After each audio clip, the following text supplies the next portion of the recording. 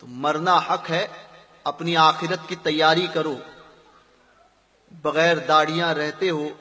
بعض تو وہ ہو گئے جو عمر کے اس حصے میں پہنچے، اب تو موت آنی ہی ہے. موت کا کسی کے لیے جوانی اور بچپن اور بڑھاپے کا کوئی تعلق نہیں ہے، مگر بڑھاپا آ گیا تو اب تو تمام باتیں پوری ہو گئی، اب تو موت آنی ہی ہے. مگر اس کے باوجود بھی وہ داڑھی منڈاتے ہیں، داڑھی منڈاتے ہیں اور کہتے ہیں کہ نہیں نہیں، ابھی تو تب کریں گے جب حج پہ جا کر آئیں گے، داڑھی تب رکھیں گے جب یہ ہو جائے گا. اتنے میں موت آ جاتی ہے، بغیر داڑھی چلے جاتا ہے. تو یہ کام کون کرنا ہے؟ مسلمان ہو. کہتے ہیں بعض لوگ تو یہ کہنے لگے کہ نوکریاں نہیں ملتی. میں نے کہا جن کی داڑھی ہے ان کے گھر نہیں چلتے، داڑھی ہے ان کے گھر نہیں چلتے. داڑھی کا تعلق، رزق کا تعلق داڑھی سے کیسے؟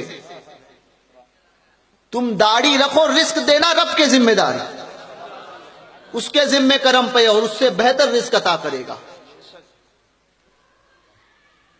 داڑیاں رکھنے پر بعض لوگوں کا یہ ہو گیا کہ شادیاں نہیں ہوتی ہے، لڑکیاں نہیں دیتے، کیونکہ تم نے اپنی بچیوں کی مینٹلٹی وہ بنا کر رکھ دی. تم نے کبھی سکھایا نہیں کہ ہمارے نبی کی سنت ہے، ہمارے بزرگوں نے اس کو رکھا ہے. کبھی اپنی بچیوں کو نہیں سکھایا، کبھی اپنے بچے کو نہیں کہا.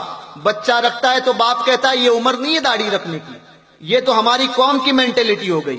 کفاروں کے طریقے پر عمل کرو اور پھر یہ امید رکھو کہ یہ بچہ مجھ سے وفا کرے گا، تو وہ بچہ بھی وہی کرے گا جو تم نے اس کو سکھایا ہے.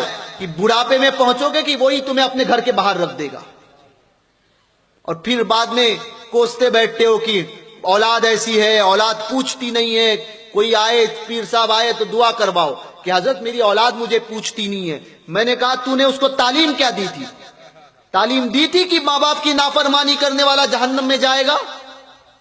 ماں باپ کی رضا میں اللہ اس کے رسول کی رضا پنہا ہے. تعلیم دی تھی؟ نہیں دی. اور آج جب تعلیم نہیں دی تو پھر ببول بونے کے بعد میں گلاب کی پھول کی امید کرنا ہی بے وقوفی ہے نا. بویا ببول تھا اور کہتے ہو گلاب کا پھول ملے، تو یہ نہیں ہوگا. اپنی اولاد کو سکھاؤ، دین سکھاؤ، حب رسول کیا ہوتا ہے وہ سکھاؤ، حضور کے دشمنوں کا بغض پلاؤ.